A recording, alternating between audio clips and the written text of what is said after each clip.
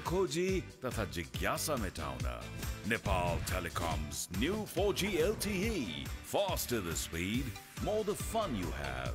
सुचारु गर्न डायल गर्नुहोस् *444# Nepal Telecom, राष्ट्रको सञ्चार।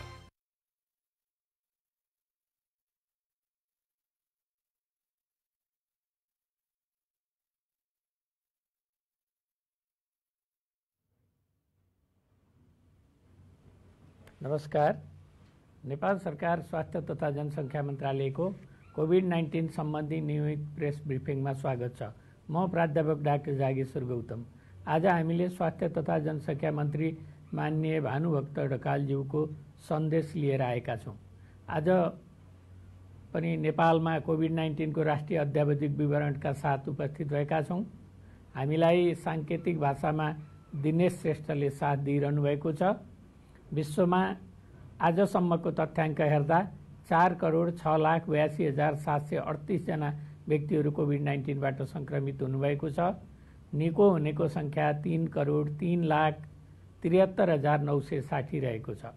आज देशभरि जम्मा सक्रिय सङ्क्रमितहरूको सङ्ख्या 41,775 छ।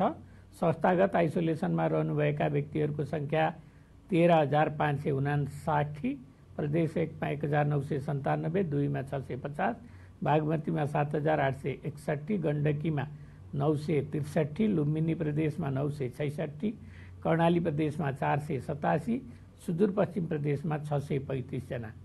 यसै गरी होम आइसोलेसनमा रहनुभएको सङ्ख्या प्रदेश 1 मा 4,393, प्रदेश 2 मा 821, बागमती प्रदेशमा 17,266, गण्डकी प्रदेशमा 935, लुम्बिनी प्रदेशमा 3,383, कर्णाली प्रदेशमा 807 र सुदूरपश्चिम प्रदेशमा 591 जना गरी जम्मा 28,196।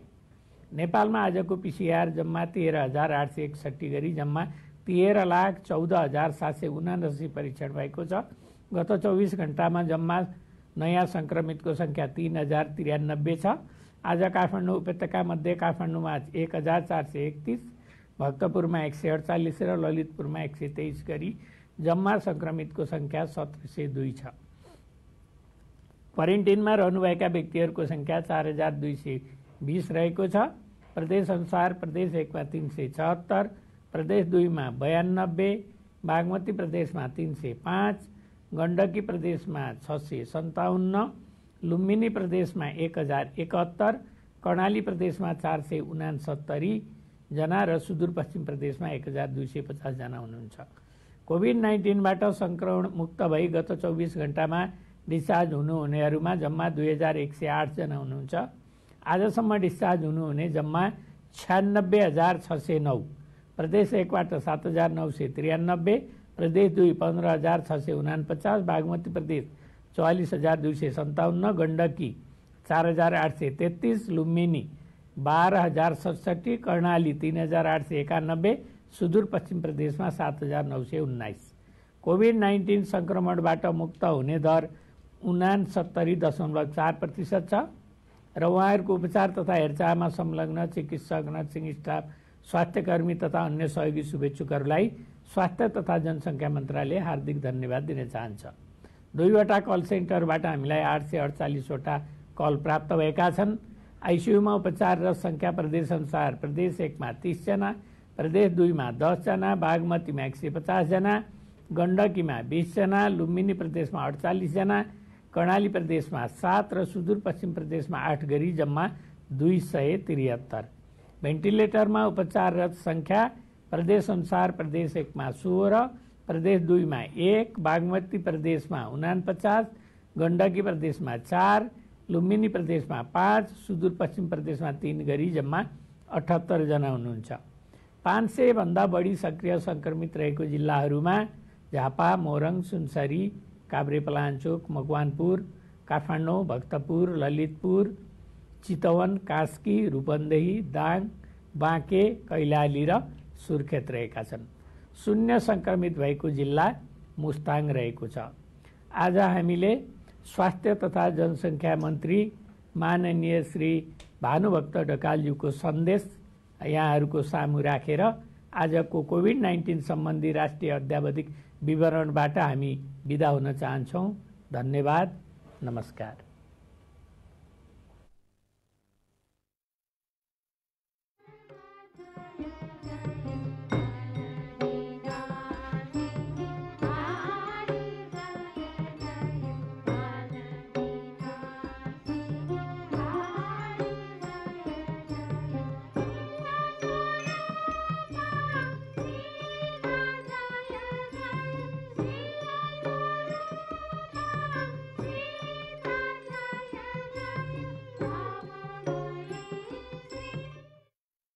आदरणीय आमा बुवा दिदीबहिनी तथा दाजुभाइहरू, हामी कोभिड-19 को महामारीको विषम परिस्थितिबाट गुज्रिरहेका छौँ। दशैं, तिहार, नेपाल सम्वत, छठ लगायतका आसन्न महान चाडपर्वहरू मनाउँदा विशेष सावधानी अपनाई आफ्नो परिवार र नजिकका प्रियजनहरूको जीवन रक्षा गर्ने गरी मनाउनु पर्ने अहम दायित्व समेत थपिएको छ। सबै आमा बुवा दिदीबहिनी तथा दाजुभाइहरूमा सुस्वास्थ्य र दीर्घायुको हार्दिक मङ्गलमय शुभकामना व्यक्त गर्न चाहन्छु। यो महामारी विरुद्धको लडाईँमा आफ्नो ज्यान जोखिममा राखी उच्च मनोबलका साथ अग्रपङ्क्तिमा खटिएका स्वास्थ्य कर्मीहरूप्रति उच्च सम्मान व्यक्त गर्न चाहन्छु। बिरामीहरूप्रति शीघ्र स्वास्थ्य लाभको कामना गर्दछु। यस रोगबाट मृत्युवरण गर्नुहुने सबैप्रति भावपूर्ण श्रद्धाञ्जली व्यक्त गर्दै शोक सन्तप्त परिवारहरूमा हार्दिक समवेदना व्यक्त गर्दछु।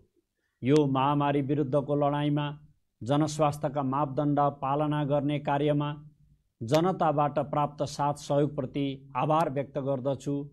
यो रोगको रोकथाम तथा नियन्त्रणको प्रभावकारी उपाय भनेको मास्कको उचित प्रयोग गर्ने, भौतिक दूरी कायम गर्ने र पटक पटक साबुन पानीले हात धुने वा सेनिटाइजरले प्रयोग गर्नुपर्ने भएकाले सबैप्रति यसको थप प्रभावकारी कार्यान्वयनको अपेक्षा गर्दछु। स्वास्थ्य तथा जनसङ्ख्या मन्त्रालय सम्पूर्ण नागरिकको जीवन रक्षाको लागि सदैव प्रतिबद्ध छ। मन्त्रालयले सबै सरकारी, निजी तथा समुदायबाट सञ्चालित अस्पतालहरूलाई कोभिड-19 को परीक्षण तथा उपचार गर्ने गरी व्यवस्था गरेको छ।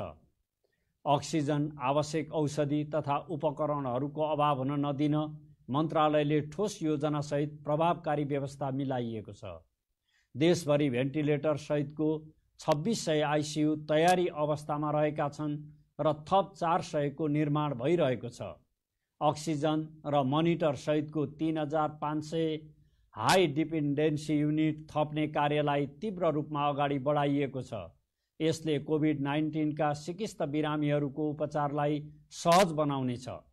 अस्पताल नभएका 649 स्थानीय तहमा 5 बेडको अस्पताल स्थापना गरी सञ्चालनको लागि आवश्यक बजेट व्यवस्था गरी पठाइएको छ र स्थानीय तहमा कार्य सुरु भइसकेको छ। यस कार्यले स्थानीय तहमा अस्पताल सेवाका लागि 3245 बेड थपिनेछन्। त्यसैगरी जिल्ला स्थित 58 अस्पतालहरूलाई 25 र 50 बेडमा स्तरोन्नति गर्दा 922 बेड, साबिका 11 अञ्चल उपक्षेत्रीय र क्षेत्रीय अस्पताललाई 200 बेडको जनरल अस्पतालमा स्तरोन्नति गर्दा 1035 बेड र प्रदेश स्थित 7 सङ्घीय अस्पतालहरूलाई 500 बेडमा स्तरोन्नति गर्दा 1000 गरी कुल जम्मा बेड सङ्ख्या 6202 बेड थप गर्ने कार्य अगाडि बढेको छ। यसले गर्दा सबै तहमा अस्पताल सेवा उपलब्ध हुनेछ, जसले नागरिकको स्वास्थ्य सम्बन्धी हकलाई थप सुनिश्चित गर्नेछ। महामारीको सुरुवाती दिनदेखि नै कोभिड-19 को परीक्षण तथा उपचार निशुल्क गरिँदै आएकोमा नागरिक तथा निजी क्षेत्रको चाहना र माग अनुसार निजी क्षेत्रबाट सञ्चालित प्रयोगशाला र अस्पतालहरूमा कोभिडको परीक्षण तथा उपचार भइरहेको छ।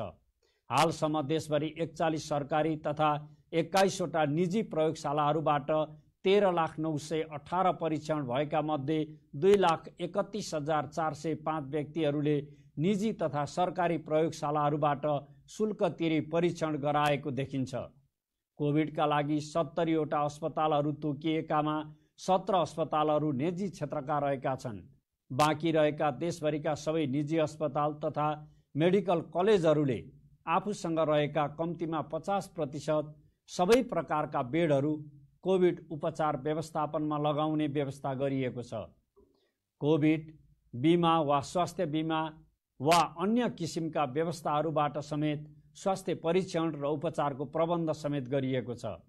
नेपाल सरकार मन्त्री परिषदले मिति 2077/6/19 गते कोभिड-19 को परीक्षण तथा उपचार सम्बन्धी गरेको व्यवस्था अनुसार आर्थिक रूपले विपन्न, अशक्त, असहाय अवस्थामा रहेका नागरिक, असहाय, एकल महिला, अति अपाङ्गता भएका नागरिक, ज्येष्ठ नागरिक, अग्रपङ्क्तिमा खटिने स्वास्थ्य कर्मीहरू, सरसफाई कर्मचारीहरू, सुरक्षा कर्मीहरू लगायत जोखिम क्षेत्रमा कार्यरत कर्मचारीहरूमा लक्षण वा चिन्ह देखिएमा परीक्षण तथा उपचार निशुल्क गर्ने निर्णय गरेको छ, जसले स्वास्थ्य उपचारमा सामाजिक न्याय सहितको समता स्थापित गर्नेछ।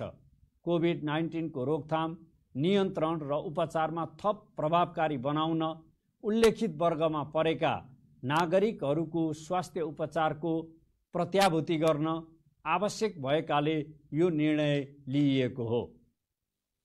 कोभिड-19 को परीक्षण र उपचारमा गुणस्तरीय सेवाको पहुँच वृद्धि गरिएको छ। सबै नागरिकहरूको उपचार गर्न सक्ने गरी स्वास्थ्य पूर्वाधारहरू तयारी अवस्थामा रहेका छन्। स्वास्थ्य तथा जनसङ्ख्या मन्त्रालयले तोकेका कोभिड-19 का अस्पतालहरूमा उपचारका लागि जाने बिरामीहरूका लागि उपचारको कुनै विभेद नहुने गरी व्यवस्था मिलाइएको छ। विपन्न नागरिक, अशक्तता भएका, असहाय, एकल महिला, अपाङ्ग, 70 वर्ष पुगेका ज्येष्ठ नागरिक, अग्रपङ्क्तिमा खटिने स्वास्थ्य कर्मीहरू, सरसफाई कर्मचारीहरू, सुरक्षा कर्मीहरू लगायत जोखिम क्षेत्रमा कार्यरत कर्मचारीहरूको निशुल्क परीक्षण तथा उपचारको व्यवस्था मिलाइएको छ। यो वर्गमा नपरेका सम्पूर्ण आमाबुबा, दिदीबहिनी तथा दाजुभाइ कोभिडको उपचारका लागि अस्पतालमा पुगेपछि आर्थिक अवस्था कमजोर भएमा, अस्पतालबाट सिफारिस गरेमा वा बिरामी वा निजको परिवारले उपचार गर्न नसक्ने घोषणा गरेमा ती व्यक्तिहरूको परीक्षण र उपचारको सम्पूर्ण खर्च नेपाल सरकारले बेहोर्ने गरी व्यवस्था मिलाइएको छ। यो व्यवस्था कार्यान्वयन गर्दा कुनै पनि निकाय वा व्यक्तिको सिफारिस आवश्यक नपर्ने गरी सहज विधि र प्रणालीको व्यवस्था गरिएको छ। नेपाल सरकार नागरिकको संवैधानिक हक र सम्मानित अदालतको फैसलाप्रति थप संवेदनशील रहेको छ। कोभिड-19 को रोकथाम, नियन्त्रण तथा उपचारका लागि नेपाल सरकारले लिएका निर्णयहरू नेपालको संविधान र प्रचलित कानुनका व्यवस्थाको अधीनमा रही निदान तथा उपचारको कार्यविधिहरू तर्जुमा गरी कार्यान्वयनमा ल्याइएको छ। सङ्घ, प्रदेश र स्थानीय तहबाट स्वास्थ्य तथा जनसङ्ख्या मन्त्रालयबाट जारी भएका कार्यविधिका आधारमा यसको रोकथाम, नियन्त्रण र उपचारलाई निरन्तरता दिँदै आएको छ। गुणस्तरीय स्वास्थ्य सेवामा नागरिकहरूको पहुँचलाई सहज बनाउन जनताको चाहना र माग अनुसार निजी क्षेत्रको समझदारी र साझेदारीमा शुल्क तिर्न सक्ने व्यक्तिहरूका लागि सशुल्क सेवा उपलब्ध गराउन आवश्यक ठानी यी कदमहरू चालिएका हुन्। आफ्नै खर्चबाट परीक्षण तथा उपचार गर्न सक्ने र चाहने व्यक्तिका लागि सशुल्क सेवा प्राप्त गर्ने सहज अवसर पनि उपलब्ध गराइएको छ। नेपाल सरकार मन्त्री परिषदको मिति 2077/2/12 को निर्णयअनुसार कोभिड-19 को कारणबाट मृत्यु भएका व्यक्तिको शव व्यवस्थापन, स्वास्थ्य तथा जनसङ्ख्या मन्त्रालयले तोकेको शव व्यवस्थापन सम्बन्धी प्रोटोकल 2077 बमोजिम स्थानीय प्रशासनको समन्वयमा नेपाली सेनाले गर्ने नीतिमा कुनै परिवर्तन भएको छैन। जनताको रीतिरिवाज, संस्कार र परम्परा अनुसार शव व्यवस्थापन गर्ने मागलाई सम्बोधन गर्न र भौगोलिक विकटतालाई समेत ध्यान दिई शव व्यवस्थापन थप सहज बनाउन कार्यविधिमा केही व्यवस्था समावेश गरी यो परिवर्तन गरिएको छ। शव व्यवस्थापनमा खटिने व्यक्तिहरूलाई स्वास्थ्य सुरक्षाका मापदण्ड पालना गरी सावधानी अपनाउन हार्दिक अपिल गर्न चाहन्छु। नेपाल सरकार जनताको साथमै रहेको छ। यो महामारी विरुद्धको लडाईँमा राज्य र जनताको बीचमा बलियो र विश्वासिलो सम्बन्ध स्थापित गर्न जरुरी छ। सबै तहका सरकार, राजनैतिक दलहरू, समुदायहरू, नागरिक समाज, निजी क्षेत्रबाट विगतमा झैँ सहयोगको अपेक्षा गरेका छौँ।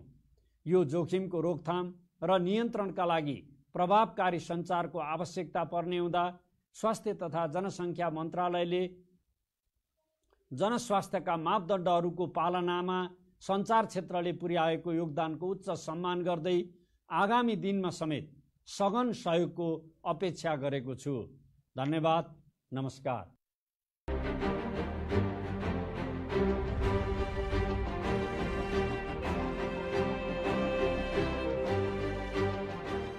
यस प्रत्यक्ष प्रसारणको साथमा नेपाल टेलिकम प्रस्तुत छ नेपालको फास्टेस्ट 4G बेटर कभरेज। तपाईं जहाँ भए पनि हाई स्पिड इन्टरनेट, निरन्तर सम्पर्कमा रहन, फास्ट डाउनलोड्स, अझ धेरै खोजी तथा जिज्ञासा मेटाउन Nepal telecoms new 4G LTE, faster the speed, more the fun you have।